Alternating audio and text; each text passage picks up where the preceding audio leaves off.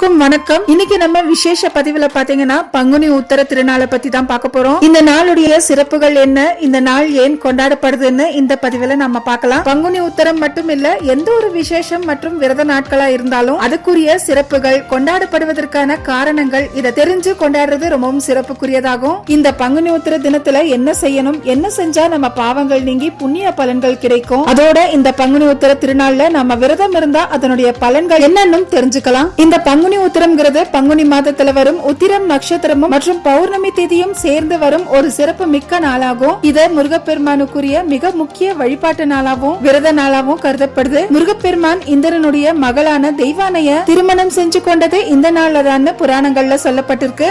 முருகப்பெருமான் மட்டும் இல்லாம சிவன், பார்வதி, ஸ்ரீராமர், சீதை, ரங்கநாதர், ஆண்டாள்னு பல தெய்வீக திருமணங்கள் நடைபெற்ற நாளா இந்த பங்குனி உத்திரம் குறிப்பிடப்படுது. நாம இந்த நாள்ல முருகப்பெருமான நினைச்சு ரொம்பவும் எளிமையான முறையில அவருக்காக விரதம் இருந்து வழிபாடு செய்யலாம். பங்குனி உத்திரம் விரதம் அனுஷ்டிக்கும் முறைன்னு பாத்தீங்கன்னா, இந்த நாள்ல அதிகாலையிலே எழுந்து நீராடி வீட்டை சுத்தம் செஞ்சு பூஜை அறையும் சுத்தம் செஞ்சு முருகப்பெருமானுடைய திருவுருவ படம் இல்லை சிலை இருந்தா அந்த சிலைகளுக்கு மாலை சாற்றி சிலைக்கு முன்னாடி ஒரு நெய் விளக்கு ஏத்தி வச்சு இந்த வழிபாட்டை ஆரம்பிக்கலாம். இந்த நாள்ல முருகப்பெருமான வழிபட்டா நினைத்தது நடக்கும், வேண்டிய வரங்கள் கிடைக்கும், நோய்கள் தீரும், திருமண தடை அகலும், எப்படிப்பட்ட பொருளாதார பிரச்சனையா இருந்தாலும் அது விலகும். அதே மாதிரி பங்குனி உத்திர தினத்தன்னைக்கு முருகப்பெருமானுக்கு அபிஷேகத்துக்கு பால் வாங்கி கொடுத்தா பாவங்கள் நீங்கும், நம்முடைய வாழ்க்கையில இருக்கும் துன்பங்கள் அனைத்தும் நீங்கி மகிழ்ச்சி பொங்கும், கோடீஸ்வர யோகத்தை அள்ளி தரக்கூடிய சிறப்பு வாய்ந்த விரதம் தான் இந்த பங்குனி உத்திர விரதம். இந்த வருஷம், அதாவது 2026 வருஷத்துக்கான பங்குனி உத்திர நாள்னு பாத்தீங்கன்னா ஏப்ரல் 1ஆம் தேதி புதன்கிழமையில வருது. மார்ச் 31ஆம் தேதி மாலை 3:20 மணிக்கு உத்திரம் நட்சத்திரம் நமக்கு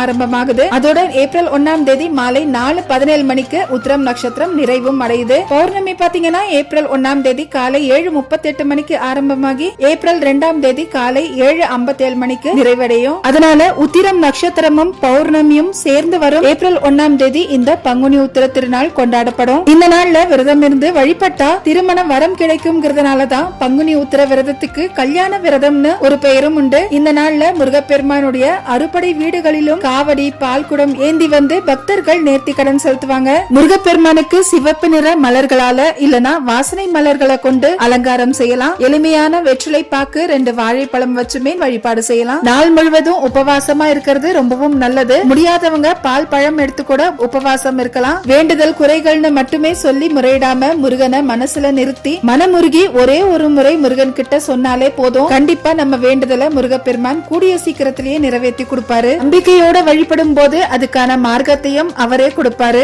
நம்ம வீட்டுல முருகருடைய விக்கிரகம், வேல் இதெல்லாம் இருந்தா அந்த விக்கிரகத்துக்கு பால், பன்னீர், பஞ்சாமிர்தம், சந்தனம் இந்த மாதிரி பொருட்களால எளிமையான முறையில அபிஷேகம் செய்யலாம். எதுவுமே முடியலனாலும் சுத்தமான தண்ணீர்ல கொஞ்சம் மஞ்சள் சேர்த்து அதை கொண்டு கூட அபிஷேகம் செய்யலாம். முருகப்பெருமானுக்கே உகந்த ஓம் விளக்கு, ஓம் சரவண பவ விளக்கு, ஓம் ஆறுமுக விளக்கு, 6 வெற்றிலை விளக்கு, இந்த மாதிரி விளக்குகளை ஏத்தி வச்சு நம்ம வழிபாடு செய்யலாம். இதுல முக்கியமான ஒரு விளக்குன்னு பாத்தீங்கன்னா முருகனுடைய சரவண பவ ஆறுமுக விளக்கு. இந்த விளக்கு 6 திசைகளிலும் இருக்கிற இறை அருளை பெற்று தரும். இந்த விளக்கேத்தும் போது சரவணபவ மந்திரத்தை உச்சரித்து விளக்கேத்துறது அந்த 6 எழுத்து மந்திரத்தின் சிறப்பான சக்தியை வெளிப்படுத்தும். சரவணபவங்கிற மந்திரத்தோட இந்த விளக்கை ஏத்தி வழிபடுறதுனால செவ்வாய் தோஷம் விலகி பயம் நீங்கி எதிரிகளை வெல்லும் வல்லமை கிடைக்கும். செல்வ வளம், கல்வி அறிவு மற்றும் நோயற்ற வாழ்வு, ஆரோக்கியம் கிடைக்கும். இந்த விளக்கை நம்ம வீட்டுல ஏத்துறதுனால வாழ்க்கையில ஒளிமயமான மாற்றங்கள் ஏற்படுத்தும். இந்த விளக்கின் சிறப்பு, இந்த விளக்கை தினசரி 108 முறை மந்திரம் சொல்லி வழிபடுறவங்களுக்கு நாக்கில் இருந்து வரும் வார்த்தைகள் சத்திய வாக்கா மாறும். சாதாரண நாட்களிலும் இந்த விளக்கு ஓம் சரவண பவன் சொல்லி முருகப்பெருமான நினைச்சு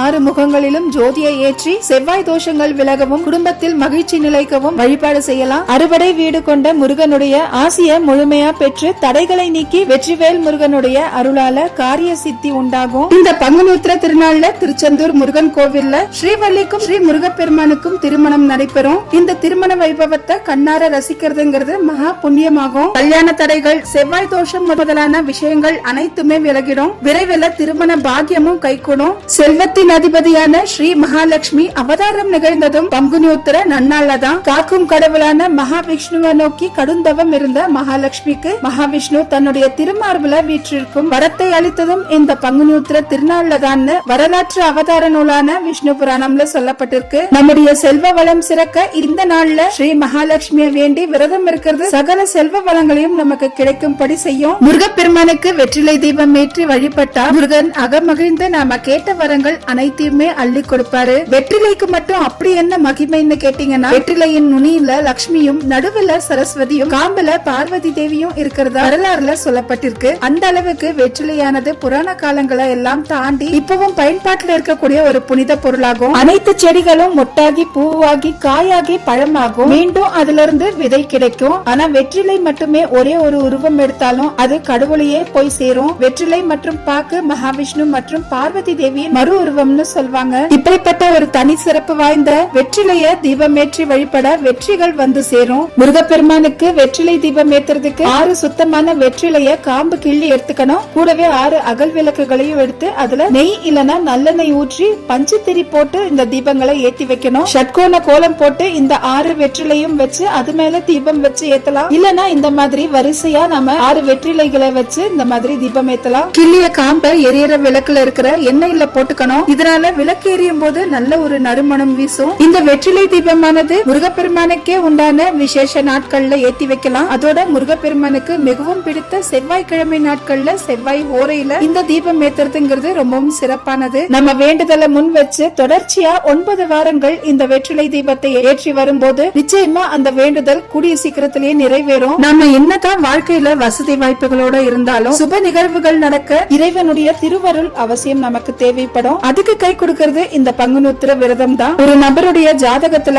மன உறுதி, தைரியம், தந்தை உறவு நல்ல அமைய, தொழில் உத்தியோகம் சிறக்க, அரசு சார்ந்த காரியங்கள் நல்லபடியா நடக்க சூரியன் தான் காரகரா இருப்பாரு. இப்படிப்பட்ட சூரிய பகவானுக்கு உரிய உத்திர நட்சத்திரமும் சூரிய பகவான் தன்னுடைய ஓராண்டு பயணத்தை நிறைவு செய்யும் கடைசி மாதமான பங்குனியும் இணைஞ்சு வர்ற நாள் ரொம்பவும் சிறப்பானது. பங்குனி உத்திர தினத்துல மேற்கொள்ளும் வழிபாடு குலதெய்வத்தின் அருளையும் பெற்று தரும். இந்த நாள்ல முருகப்பெருமான நினைச்சு நெற்றி நிறைய விபூதியை இட்டு முருகப்பெருமானுக்குரிய கந்த சஷ்டி கவசம், கந்தர் அலங்காரம், திருப்புகழ் போன்றவற்றை பாராயணம் செஞ்சு வழிபாடு செய்யலாம். எதுவும் தெரியாதவங்க ஓம் சரவண பவங்கிற மந்திரத்தை எத்தனை முறை முடியுமோ அத்தனை முறை சொல்லி வழிபாடு செய்யலாம். மேலும் இந்த நாள் முருகன் வழிபாட்டுக்கு மட்டும் இல்லாம குலதெய்வ வழிபாட்டுக்கும் உகந்த நாளாகும். குலதெய்வ கோவிலுக்கு குடும்பத்தோட போய் வழிபாடு செஞ்சு வர்றதும் அற்புதமான பலன்களை தரும். அப்படி குலதெய்வம் தெரியாதவங்க திருச்செந்தூர் முருகன் கோவிலுக்கு போய் தரிசனம் செஞ்சு வரலாம். முடியாதவங்க வீட்ல இருந்து விரதம் இருந்து இந்த வழிபாட்டை மேற்கொள்ளலாம். 48 ஆண்டுகள் தொடர்ந்து பங்குனி உத்திர விரதம் இருந்து வழிபட்டா மறுபிறப்பின்றி சிவபதம் அடைவார்னு சொல்வாங்க. பொதுவா பங்குனி உத்திரம் நாள்ல உலகெங்கும் உள்ள ஆலயங்கள்ல தீர்த்தவாரி உற்சவம், தேர் திருவிழா போன்ற விழாக்கள் ரொம்பவும் விமர்சையா நடைபெறும். இந்த பங்குனி உத்திர திருநாள்ல விரதம் இருந்து பழனியில நடக்கும் பங்குனி தேரோட்டத்துல கலந்து கொண்டு வழிபட கலியுகத்தின் கண்கண்ட தெய்வமாம் முருகப்பெருமான் வேண்டியதெல்லாம் அருள்வார். அதே மாதிரி ஈசன் வாசம் செய்யும் மலையை வலம் வந்து